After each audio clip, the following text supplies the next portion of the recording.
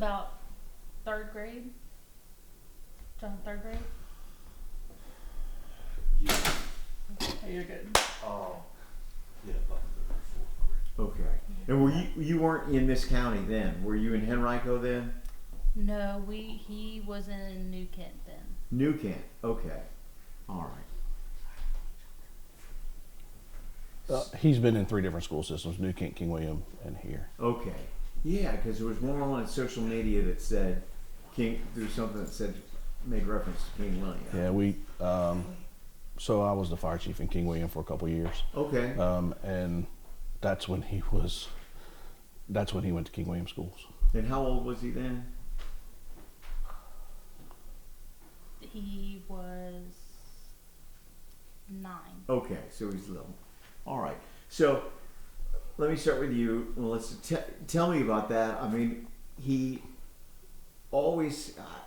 It doesn't seem like there's behavioral issues. Just from the footprint that I saw in terms of on social media, I noticed this very overly polite, well mannered, and he seemed really warm on social media. So it doesn't seem like there was behavioral acting out. What were his struggles early on that you picked up on? He wouldn't advocate for himself for his special education needs. And he eventually did start acting out to be able to be suspended so he wouldn't have to go to school. Okay, so even as a little kid, school just really sucked for John. He hated it, right? Is that pretty much, is that fair? Yes. When he was in pre-K to second grade, he wanted to just love everybody. And then once kids stopped wanting to be loved, it broke his heart. And he started just getting in trouble at school a little bit. He would come home crying because somebody made fun of him. So he was a sensitive kid, very sensitive kid. Yes. Okay, and he had some learning issues, learning difficulties. Yes.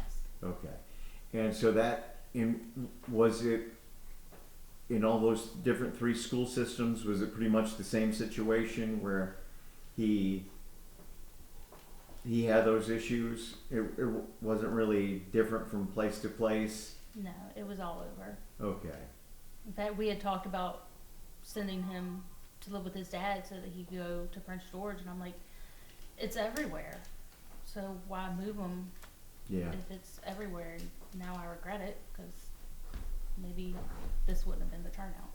Yeah, but you can't do that. No, You that's can't a live that rabbit way. hole I can't go down. Yeah, no, you really can't. No, we're good. This battery is jammed. Okay. So I keep going. Yep, keep going. We're rolling and stuff. Yep. All right. So if you would tell me about it seemed like in the last 9 months, it reached the pinnacle. Mm-hmm. I mean, pick it up to where in September John had to go away for a while, right? He did. Okay, tell me about that. Was it all depression based or? It was. I received a call one evening. John was upstairs in his room, and it was a deputy out here that had called me to say that he had posted a picture or a snap to one of his friends with a gun and said he was going to kill himself. I immediately ran upstairs to him. I was like, what's going on? And he was like, I didn't mean it like that. And I'm like, no, this is serious. And I took him that night after the sheriff's department left, and he was admitted to Tucker's, and he stayed there a week and a half to help him through that. Okay, and so was he on meds? He was. Okay. And did that help at all, or not really, or? When he took it, yes. We had to be very adamant that he took it every night. And it had gotten to the point here where I didn't have to watch him take it every night, and then he stopped taking it without me knowing it, and I went back and counted pills and noticed that he wasn't taking his medicine because it, in his words, it made him feel happy, and he didn't deserve to be happy.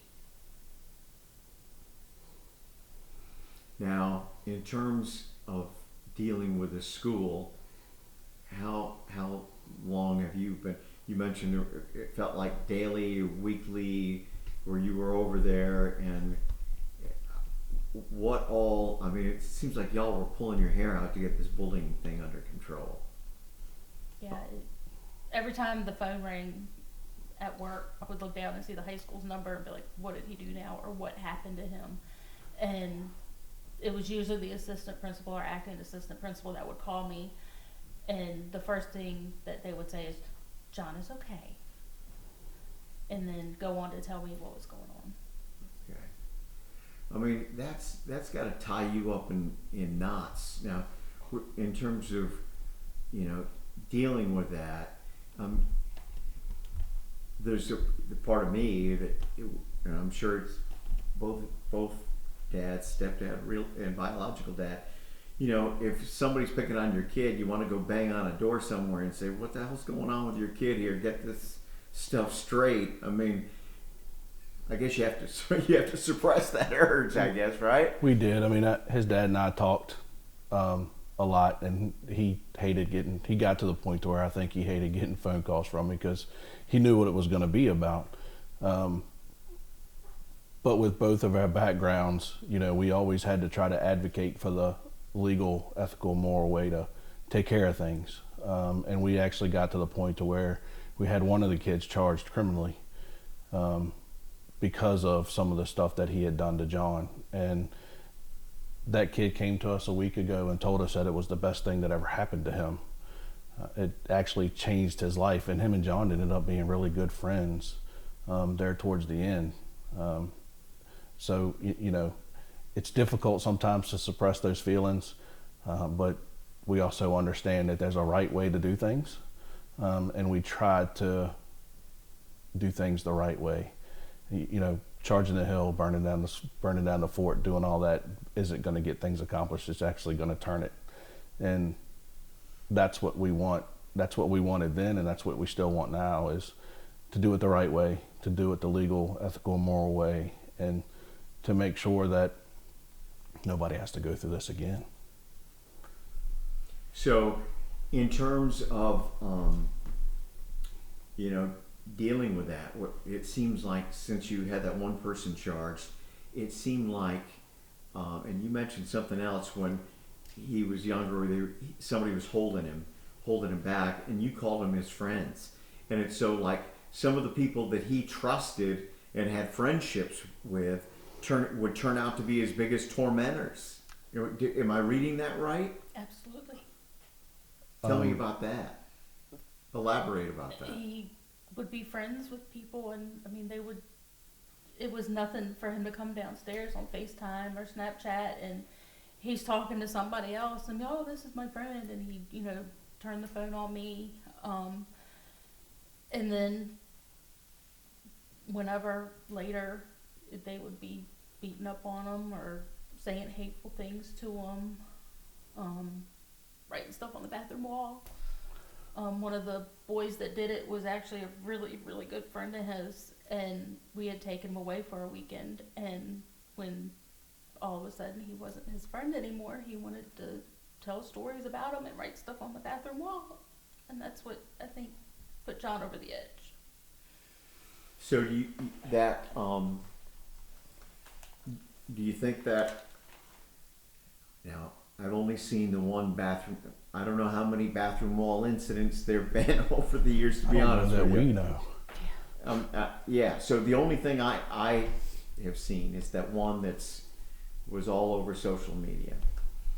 And do you really think, is that what pushed him over the edge? I think so. Because it was a constant thing. It was every day, to the point where when I would leave him home,